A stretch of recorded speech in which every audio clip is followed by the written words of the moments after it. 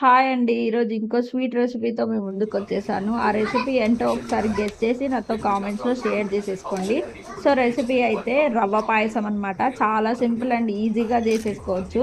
Recent టైమ్‌లో మా పిల్లలకైతే ఇది ఫేవరెట్ రెసిపీ గూడా.